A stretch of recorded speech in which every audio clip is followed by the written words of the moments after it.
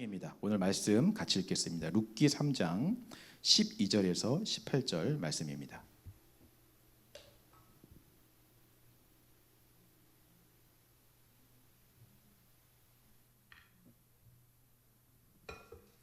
자, 룻기 3장 12절에서 18절 말씀 우리 한 절씩 같이 교독하도록 하겠습니다. 참으로 나는 기업을 물을 자이나 기업 물을 자로서 나보다 더 가까운 사람이 있으니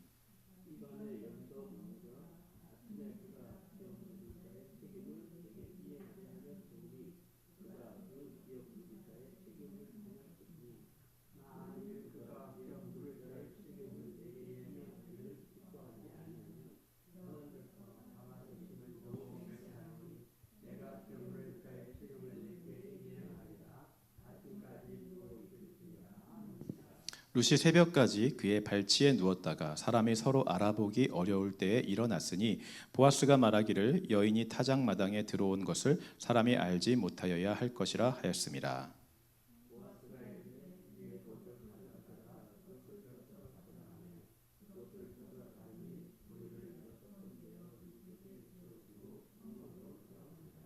룻이 시어머니에게 가니 그가 이르되 내 딸아 어떻게 되었느냐 하니 룻이 그 사람이 자기에게 행한 것을 다 알리고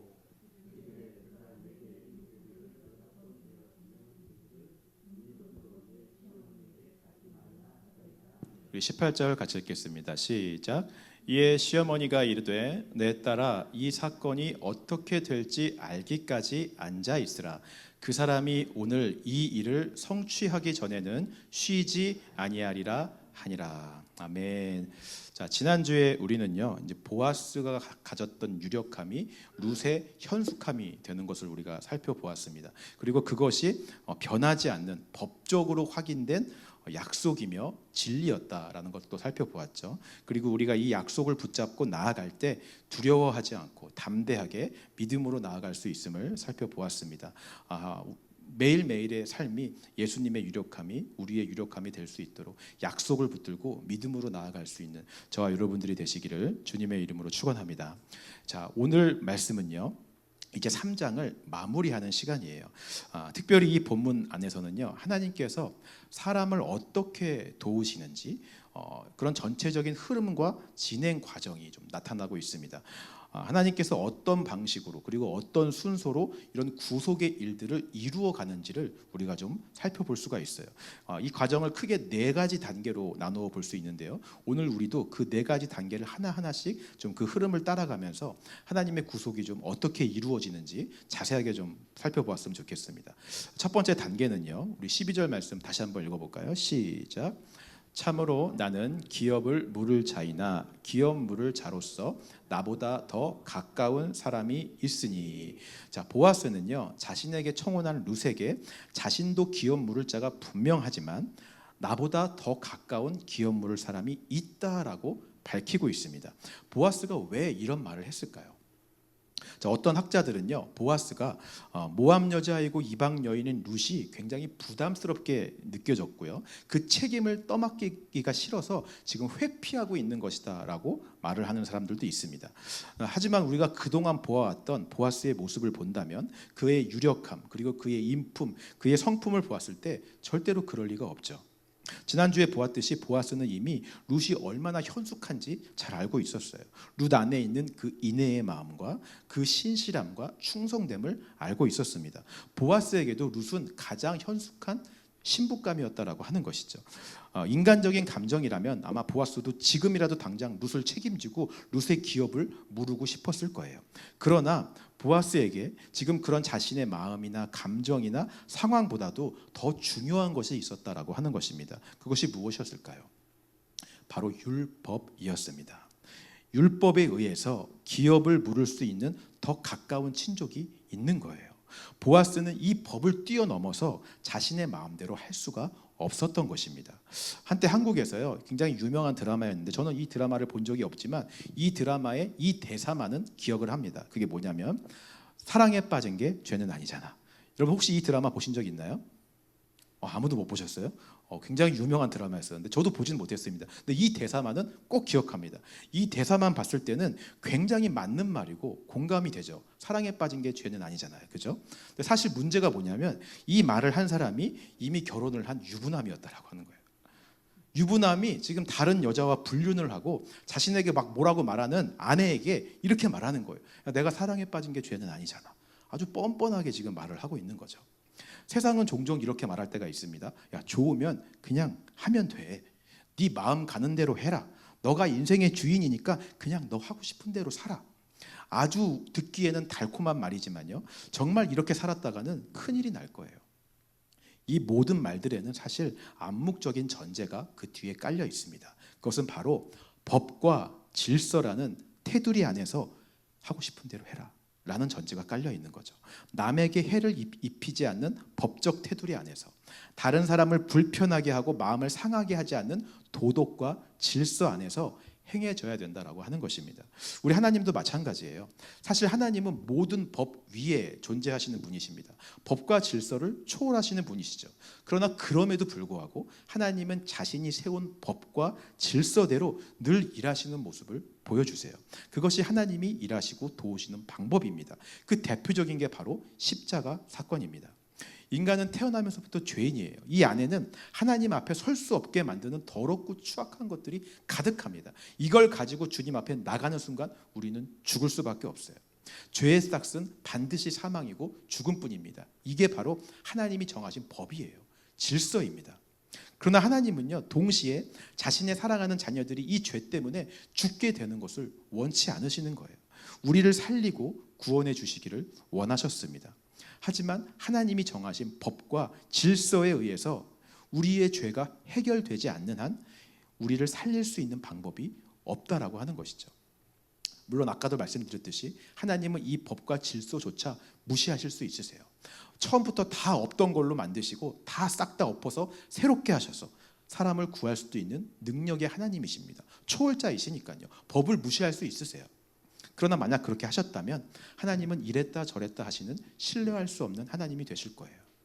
우리와 교제하는 그런 인격적인 하나님이 아니라 자기 마음대로 하는 독재자 하나님이 되실 것입니다. 그리고 그렇게 법이 한번 무시되게 되면 우리가 죄사함을 받았고 우리의 구원도 합법적이고 정당하다는 효력을 다 잃게 되는 것이죠. 우리도 언제 상황에 따라서 바뀌어질 수 있는 그런 것이 되는 거예요. 예를 들어 이런 것입니다. 어떤 나라에 도둑질을 한 사람은 반드시 큰 벌을 받아야 된다라는 법이 있는 나라가 있었어요. 근데 한 여인이 빵을 훔치다가 걸리게 되었습니다. 근데 그 여인은 사실 너무 가난했어요. 며칠을 굶었습니다. 그래서 빵을 훔쳐서 먹게 된 거예요. 사람들이 수군거리기 시작해요. 아, 저 여인 너무 불쌍하다. 배고파서 그런 건데. 당연히 저 여인은 상황을 봐서 용서해줘야 돼. 어쩔 수 없는 일이잖아. 누구나 저 상황에선 다 저렇게 했을 거야. 이건 한번 눈 감아줘도 되는 것이지. 그러나 그 나라의 왕은 무조건 법대로 해야 된다라고 강력하게 주장합니다. 그리고 법대로 가장 최고의 벌금형을 그 여인에게 선고했어요. 사람들이 수군거리기 시작해요. 아니 어떻게 저럴 수가 있어. 왕인데 충분히 없던 일로 할 수 있는 왕이잖아. 법을 무시할 수도 있고 그 사람의 죄도 용서할 수 있고 그런 능력과 위치에 있는 사람인데 어떻게 저럴 수가 있는가. 왕을 비난하며 모함하기 시작했어요. 그때 그 왕이 자기의 왕관을 벗고요, 자기의 왕자에서 내려와 그 여인 대신 재판장 앞에 서기 시작합니다. 그리고 그 여인이 내야 될 모든 벌금을 자신의 지갑에서 돈을 꺼내서 대신 지불하기 시작해요. 자신이 이 여인의 죄의 짐을 대신 지겠다라고 이야기합니다. 내가 이 죄의 대가를 지불하겠다라고 얘기해요. 얼마든지 법을 무시하고 없던 일로 할 수 있는 능력과 힘을 가진 왕이 법 안에서 법을 지키며 이 사람을 용서하는 모습을 보여주고 있는 것입니다. 우리 예수님도 똑같이 하세요. 어쩌면요, 하나님을 잘 모르는 인간들은 이렇게 이 사람들과 똑같이 수군거리고 항의할지도 모르겠습니다. 아니 내가 왜 본 적도 없는 아담 때문에 태어날 때부터 죄인이 돼갖고 내가 왜 죽어야 돼? 나 너무 불쌍한 거 아니에요? 이거 너무 불공평한 거 아니에요? 하나님은 이 모든 것을 없던 일로 하실 수 있잖아요. 그런 초월자시잖아요. 얼마든지 이 상황을 아시는데 그냥 나 용서해줘도 되잖아요. 그러나 하나님은 사랑의 하나님이신 만큼 공의의 하나님이세요. 법과 질서를 지켜야만 하시는 하나님이십니다. 태어날 때부터 우리가 죄인으로 태어나는 게 하나님이 정하신 법인 것입니다. 그래서 자신이 직접 이 법 안에서 우리를 구원하시기 위해 자신이 직접 사람의 몸을 입고 이 땅에 오신 거예요. 우리가 져야 될 죄의 무게를 본인이 지시고 십자가에서 죽어야 될 우리 대신에 자신의 죽음으로 우리의 죄의 값을 치르신 줄 믿습니다. 여러분 이렇게 믿으십니까? 세상에 어떤 신도 이 사랑과 공의를 동시에 이루며 완성한 신이 없어요. 오직 예수밖에 없는 줄 믿으시기 바랍니다. 오늘 보아스가 그 예수님의 모습을 예표하고 있어요. 룻의 상황을 다 알고 있습니다. 룻의 형편도 알고 있어요. 룻을 지난주에 봤잖아요. 가장 귀한 내 딸이라고 부르면서 당장이라도 룻의 기업을 물을 만큼 룻을 사랑하고 룻을 귀하게 여기고 있어요. 그러나 그럼에도 불구하고 그런 마음이나 자신의 감정이나 이런 상황이나 모든 사람들이 다 이해하고 용납하는 그런 환경이고 상황이라 할지라도 법과 질서에 우선적으로 순종하는 모습을 보여주고 있는 것입니다. 더 가까운 기업 물을 차가 있으니 법대로 질서대로 내가 이 일을 해결해 나가겠다. 의지를 보여주고 있는 거죠. 여러분 법대로 진행되어야지 나중에 보아스의 행동이 법적인 정당성을 갖게 됩니다. 효력을 갖게 돼요. 기업 물음이 효력을 갖게 되는 거예요. 오늘 저와 여러분들을 하나님께서 하나님의 법과 질서대로 구원하셨음을 믿으시기 바랍니다. 그래서 저와 여러분들의 구원은 정당해요. 합법적이고요. 효력이 있는 줄 믿습니다. 이건 취소되지 않아요. 하나님께서 법으로 이미 구원하신 사건이기 때문에 상황에 따라 달라지지 않고요. 내 모습에 따라서도 취소되거나 바뀌지 않습니다. 하나님이 법 안에서 이루신 사실이기에 진리이고 합법적이고 정당한 것인 줄 믿습니다. 이 사실을 믿음으로 나아가며 하나님 앞에 나아가시는 저와 여러분들 되시기를 주님의 이름으로 축원합니다. 첫 번째가 법과 질서대로 우리를 도우시는 하나님이시죠. 두 번째 단계입니다. 13절 말씀 한번 읽어보겠습니다. 시작.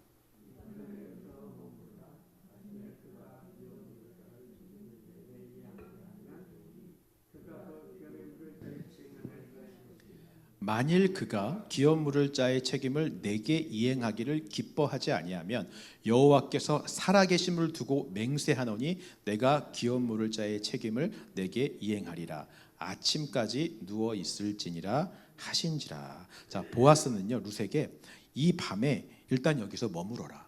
그리고 아침에 기업 물을 자의 책임을 내가 이행하겠다라고 이야기하고 있습니다. 보아스는 이 일을요 밤에 처리하지 않습니다.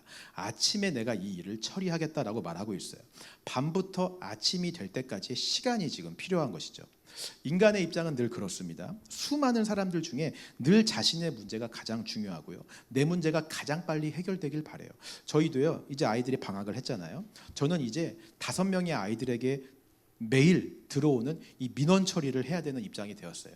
제 모습을 가장 잘 나타내주는 사진입니다. 아이들이 동시에 5명이 저에게 막 민원을 넣어요. 이거 해달라, 저거 해달라, 이거 처리해달라. 심지어 밥을 먹을 때도 해주는 대로 먹으면 참 좋은데 5명이 먹고 싶은 메뉴가 다 달라요. 너무 피곤하게 만들어요. 아이들은 자신을 가장 먼저 봐주길 원하고 자기의 일을 제일 먼저 처리해 주기를 바라고 있는 거죠. 여러분 그럴 때요 제가 제일 많이 하는 말이 뭘까요? 좀 기다려. 아빠가 때가 되면 다 해줄 거야. 조금만 참고 기다려. 이 말을 제가 제일 많이 합니다. 문제가 해결되기 위해 걸리는 시간이 필요해요. 그 문제가 해결되기 위한 가장 적당한 때가 필요합니다. 그 때를 위해 기다리는 시간이 우리에게 필요하다라고 하는 거예요. 밤이 아니라 아침이 돼야지 이루어지는 일들이 있기 때문인 줄 믿습니다. 그런데 우리조차도요. 이 기다림을 잘 하지 못하는 것 같아요.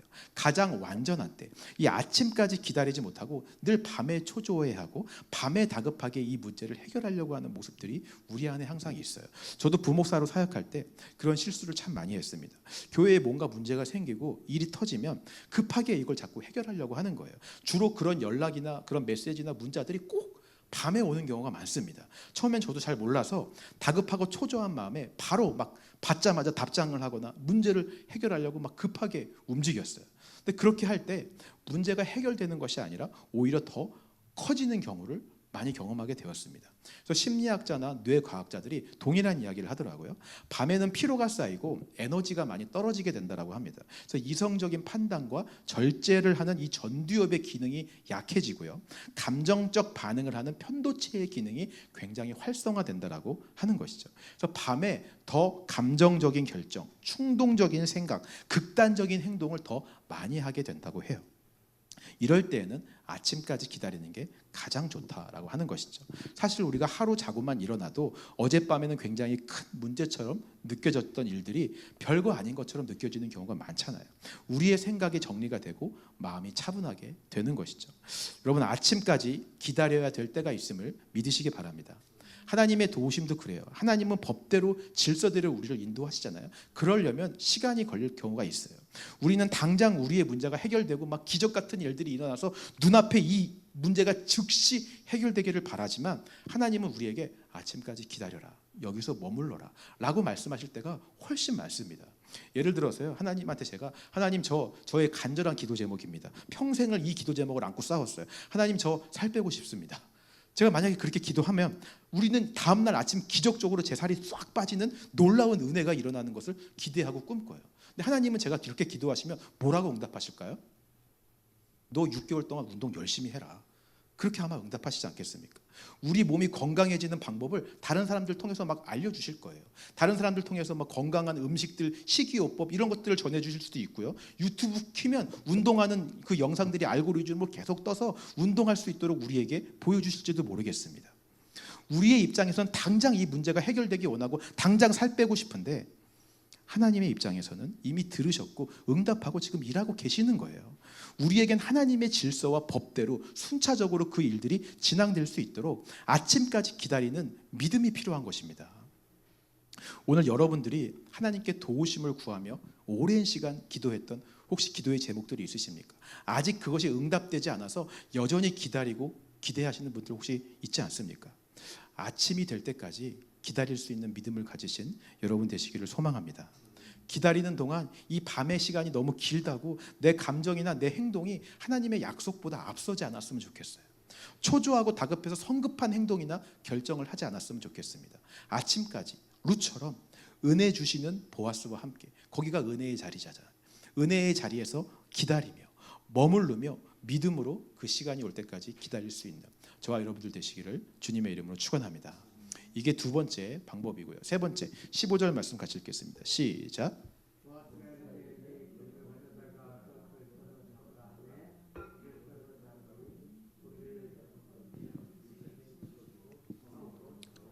자, 보아스가 아침이 되니까요, 이제 룻에게 보리를 6번 되어서 줍니다. 그리고 16절, 17절 말씀도 한번 읽어볼게요. 시작.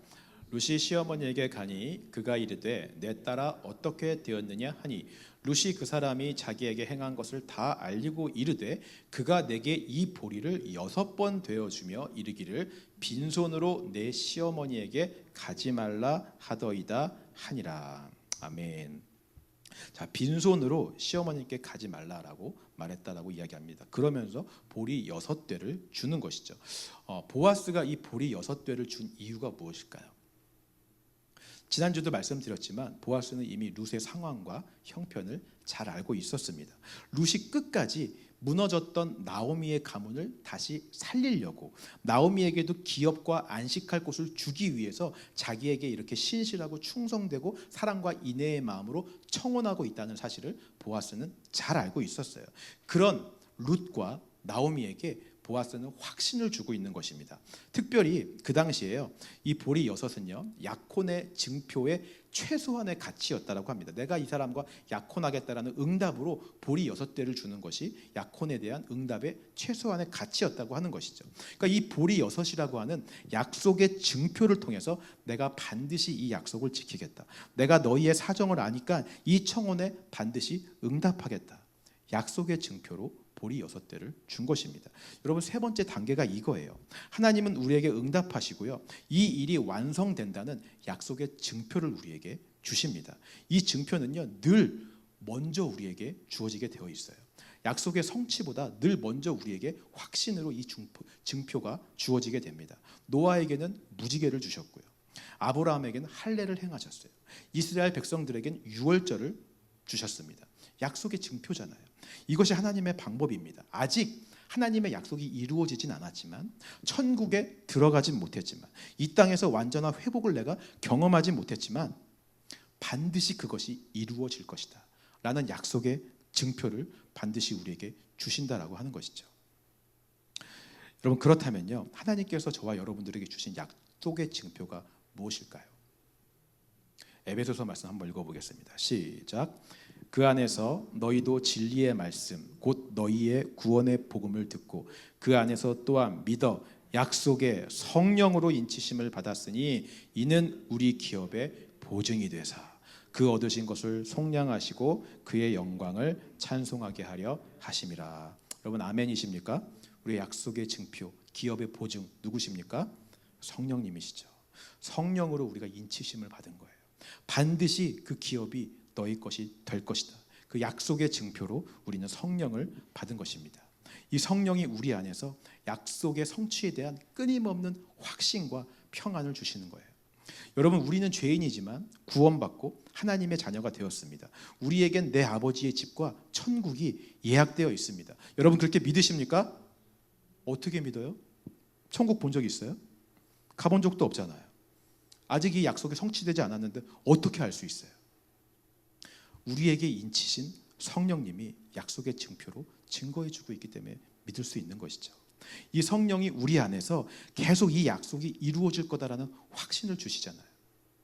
거부할 수 없는 명확한 성령의 인치심으로 우리는 이 약속을 믿고 기다릴 수 있게 되는 줄 믿습니다. 하나님께서요, 우리 교회를 개척하면서 저에게 약속하신 것이 있습니다. 우리 교회를 말씀이 실제가 되어서 정말 날마다 변화되고 예수님 닮아가는 사람들이 세워져가는 그런 교회로 세우겠다. 저에게 주신 비전이고 여러분들에게 이미 여러 번 나눈 하나님의 약속입니다. 나는 죽고 예수로 살고 예수와 동행하는 사람들이 많아지게 하겠다라는 비전과 약속을 저와 여러분들에게 주신 줄 믿습니다. 저는 이 약속이 반드시 성취될 것을 믿습니다. 왜냐하면 제 안에 계시는 성령님이 약속의 증표로 확신을 주시기 때문에 그래요.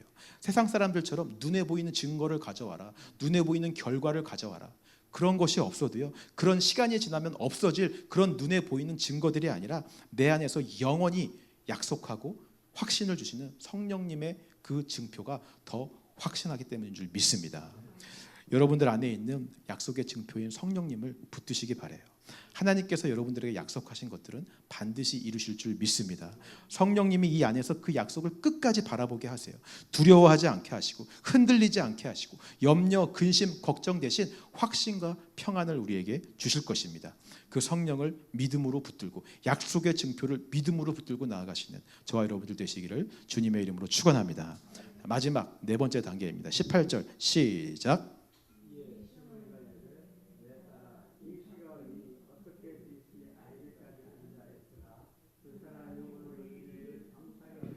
쉬지 아니하리라 하니라. 여러분, 오늘 이 18절 말씀이요, 우리에게 가장 위로가 되고 힘이 되는 말씀입니다. 이 일이 어떻게 될지 알 때까지 가만히 앉아 있으라. 그가 오늘 이 일을 성취하기 전에는 쉬지 아니하리라. 너희는 가만히 있어 오늘 그가 행하시는 일을 보라. 그가 쉬지 아니하리라. 여러분, 여기서요, 두 가지 모습이 굉장히 극명하게 대조를 이루는 것을 볼 수 있습니다. 룻의 측면에서 보면 앉아 있고요, 기다리고 있습니다. 보아스의 측면에서는요, 쉬지 않고 일하고 있어요. 한쪽은 가만히 있고 한쪽은 쉬지 않고 일하는 것입니다. 여러분, 뭘 뜻하는 것이겠습니까? 지금 이 일의 주체가 룻이 아니라 보아스인 것을 명확하게 말하고 있는 거예요. 이 일을 완성할 수 있는 사람은 보아스밖에 없습니다. 룻은 결과를 만들고 성취하는 자가 아니에요. 룻은 기다리는 자예요. 보아스가 결과를 만들고 성취하는 자임을 믿으시기 바랍니다. 우리가 생각할 때 내 문제는요, 내가 주체이고 내가 주인공인 것 같아요. 그래서 내 문제는 내가 해결해야 될 것 같고 내가 나서지 않으면 안 될 것처럼 느껴질 때가 많습니다. 그러나 내가 주체가 아니에요. 우리가 하나님 앞에 이 문제를 맡기고 하나님 해결하여 주시옵소서라고 기도한 그 순간부터 그 일의 주체는 하나님이 되심을 믿으시기 바랍니다. 불치병에 걸린 환자가 의사에게 가서 수술을 받잖아요. 이때 병이 낫기 위해서 환자가 할 수 있는 게 뭐가 있겠어요? 불치병인데 환자가 이거는 그때 가서 이건 내 문제라고, 내 병이라고 그러면서 내가 고치겠다고 아무리 노력하고 애를 쓴들 그 병을 고칠 수 있겠습니까? 의사에게 나간 그 순간부터 이제 그 병은 의사에게 달려 있는 거예요. 주체는 의사입니다. 의사가 고치고 의사가 수술하고 의사가 회복하게 만드는 것이죠. 환자가 할 수 있는 건 아무것도 없어요. 환자는 딱 한 가지, 그저 눈앞에 이 의사가 내 병을 고칠 거라는 사실을, 그것을 위해서 쉬지 않고 일할 것이라는 사실을 믿음으로 믿는 것뿐입니다. 여러분 그렇게 생각하십니까? 아멘이세요? 착각할 때가 참 많아요. 우리는 특별히 죄 문제에 대해 그렇죠. 자꾸 내 안에서 죄가 올라올 때마다 아무리 노력하고 애써도 고쳐지지 않고 치료가 되지 않는 이 불치병 같은 죄를 볼 때마다 조급해져요. 염려 근심 때문에 내가 어떻게든 이 죄를 해야 될 것 같아. 기도를 많이 하면 될까? 성경을 많이 읽으면 될까? 헌신을 많이 하고 성경 공부를 많이 하면 될까? 자꾸 내가 주체가 되어서 뭔가를 하려고만 합니다. 여러분 우리 안에 불치병의 이 죄의 문제는 의사이신 예수님밖에 못 고쳐요. 우리가 뭘 더 한다고 고쳐지지가 않습니다. 물론 식이요법이나 운동을 통해서 조금 몸이 나아지는 것처럼 우리도 종교 생활을 통해서 내가 조금 달라지는 것처럼 보여질 수는 있어요. 하지만 이 병의 결과, 죽음과 사망을 피할 길이 없습니다. 불치병은 죽음인 거예요. 죄는 사망인 것입니다. 예수님만이 이것을 해결하실 수 있는 유일한 주체이시고 주인이시고 의사이심을 여러분 믿으시기 바랍니다. 예수님이 쉬지 않고 이 병을 고치기 위해 일하실 것을 믿는 믿음이 필요한 거예요. 어떻게 고치겠습니까? 지금까지 본 4가지 단계대로 우리를 고치세요. 첫 번째로 법대로 질서대로 우리를 치료하십니다. 법과 질서를 절대 무시하지 않으세요. 우리의 그 치료가 효력이 있고 정당하고 합법적인 것이 되게 하기 위해서 철저하게 법대로 질서대로 우리를 고쳐가기를 시작합니다. 그래서 가장 먼저 우리에게 주신 것이 바로 십자가예요.